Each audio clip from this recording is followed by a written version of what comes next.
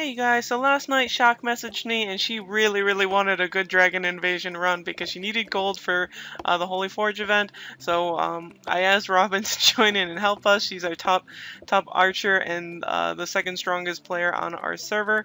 And then we have myself and also my buddy Bwin. And so the four of us went into Dragon Invasion hoping to definitely pass level 13, and we end up doing even better. And so here, you know, the first boss is going super fast.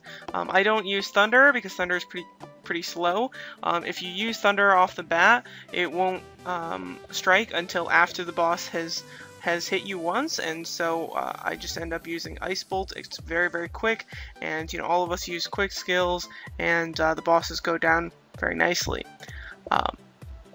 That said, you know, this used to be something I did every day with my group, especially when it first came out. We all wanted hooves, we all wanted the gold and everything. It was a big deal. But now, you know, I don't do this daily, and now I'm trying a little bit more because they're not giving the gold the next day. But it's 20 minutes flat. You have to, you know, do it each time, so it's kind of a pain to put into my day. It's not, you know, I cut a lot of stuff out of my War Tune routine just because the game just requires too much stuff. I try and just focus on what I think are going to give me the rewards that I really need currently. And just Dragon Invasion for the longest time was not making the cut. And when I did go, I would just go with, you know, whoever I grouped with from my guild, and they aren't necessarily people who have, one, a fast internet connection, or two, you know, as much BR as is needed to pass Dragon Invasion the way we do here. But this group, I mean, Bwin's the lowest BR, and I think he's sitting around 2.2, 2.3 million BR, and so that's low bar. Shock, I think, is the third strongest, and she's around 2.7 is my guess. 2.67. I show all the BRs at the end. If I underestimated anybody, I'm sorry in advance. Please forgive me. And then Robin is well over 3 million now. So here, still on boss 5.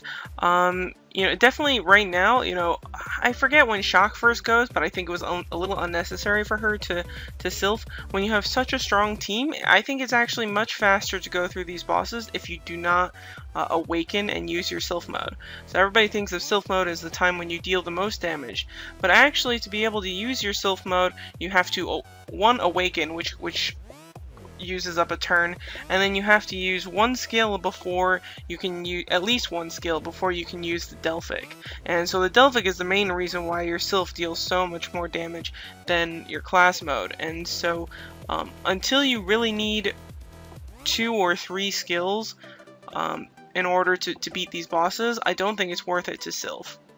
So here's Shock going a little early. Also, you know, Bwin and them laughing or poking fun at me because I'm the only one without a Zeus in this group. Everybody used up materials to make Zeus, but I think it's a little bit different for me. I'm probably, I mean, even though I'm not even looking to make a merge Sylph anytime soon, I will probably be the first one on my server unless something really big happens to get a merge Sylph. Unless there's somebody who I'm not aware of right now who's, you know, thinking about dropping the $600 to do that. So one day I'm going to get a seal. I'm probably going to be the first one to be able to build it up and refine a merge Sylph. And so I'm saving a ton of sands and a ton of moon rocks and stuff, so that when I do get to that point, I can upgrade or refine my merge Sylph. For them, you know, I don't think they're really thinking about merge Sylphs as much, and so using up their sands and moon rocks is not as big of a deal to them. For me, so I'm just not going to make Zeus. I already have 3 of the second evolution Sylphs, and I think that's plenty for me. Actually, I mean, even water and wind, right now, I wouldn't have done it the same way that I did. So yeah, that's the main reason why I still have Hercules. He still has really nice passives. You know, I got some of the fancier passives because there's no quality requirement or level requirement in order to get any of the Electro skills now with patch 5.0. So I'm pretty pleased about that.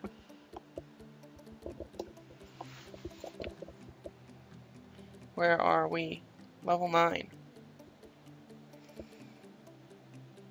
So here's the first point. I think Shock's first Sylph was a little unnecessary, but this is the first point where we're really thinking, okay, like who's going to be doing which boss? And so Bwyn's taking boss 9. I don't know why I found it really amusing that Bwyn was talking about, oh, I'll go blow it up. I don't know. I always underestimate Bwyn a little bit just because, at least out of our PvP team, he's always the weakest. And so I don't know. For some reason, I always imagine him with like 500k less BR than he actually does. It's kind of mean, but anyway, he makes fun of me all the time, so he can live with me thinking that he's a lot weaker than he is. And so now Shock's up next.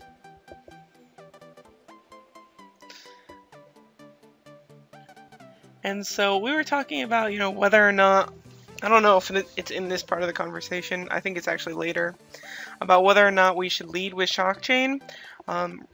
Robin was telling me that it doesn't make any difference, and I had been told that before, and at least at one point in my Wartune career, I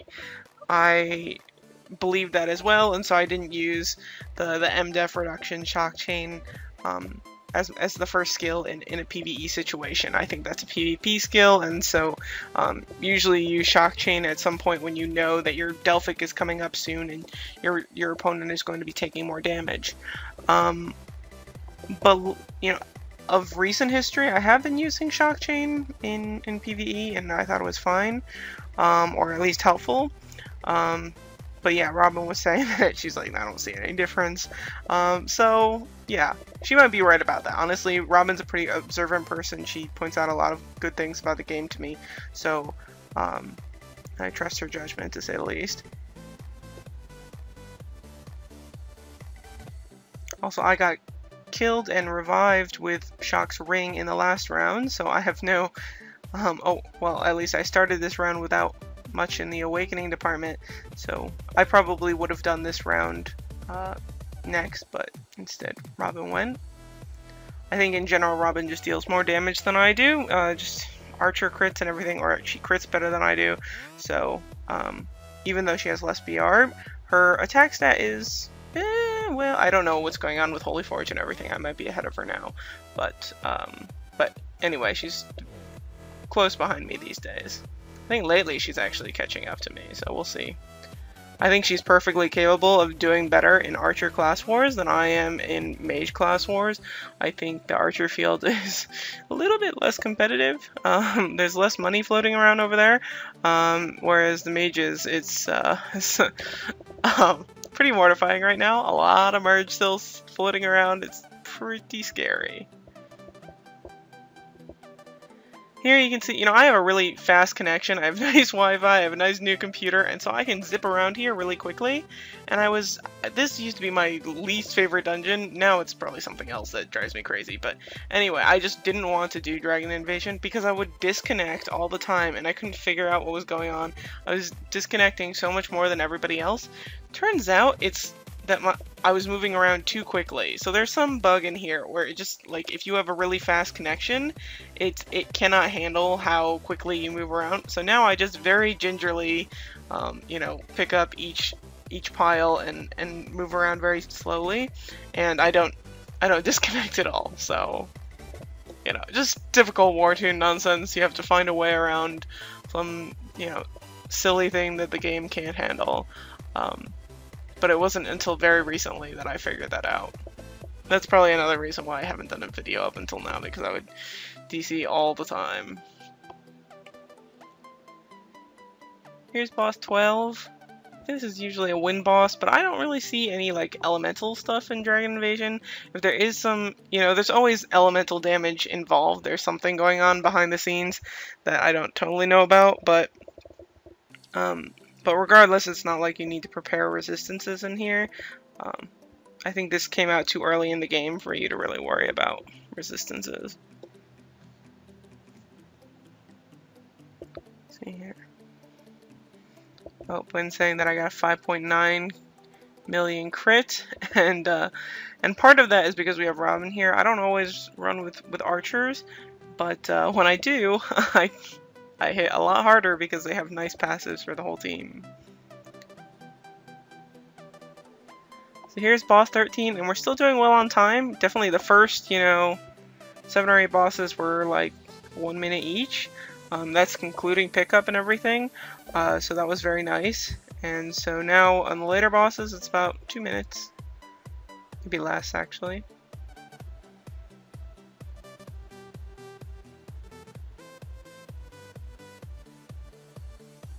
So here I've probably done a few examples of starting up my double hits by using the Kid Delphic. You can't start them up if you haven't chosen a skill, so you do need to choose one skill, and then once you hit the Kid Delphic, your skills, you can start getting them to flash and hold them down for double hits.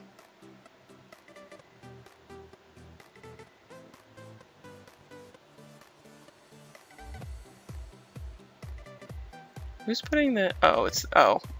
I forget that Shock has an archer, and so there was an incendiary shot debuff on the boss, and I was like, when did Robin throw that out?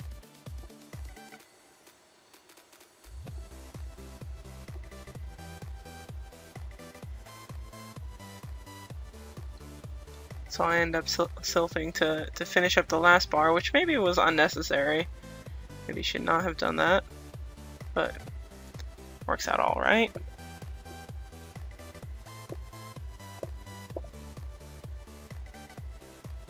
Second to last pickup. Other than maybe one sort of like, maybe rolled it like a 2 in the beginning, actually the rolls are not bad. And when we get this many rounds, it's looking pretty good.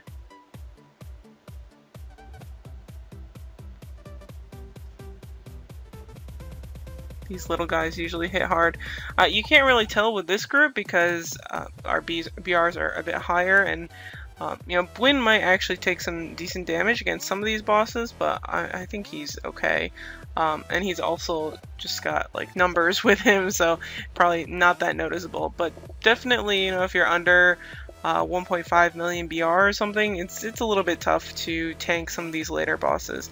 By the time you get to boss 8 or 9, it's actually hitting pretty hard, and that's definitely something with patch 5.0. Everything started to hit hard again. Resistance is just working very differently, so I don't really understand what the elemental damage is here, but regardless, there's more damage being taken in this dungeon than it used to be, because for the longest time they just didn't do anything. It was very easy. It was just a DPS race, didn't need to heal.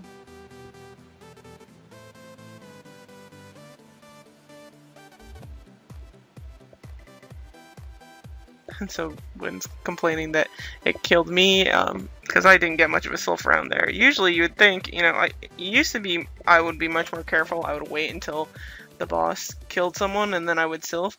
But with the kids around, there's a chance that it'll auto kill one of the kids, and so you would think there's only a 1 out of 8 chance that I'm gonna get killed. But it would be okay to sylph, but obviously the game doesn't care about that.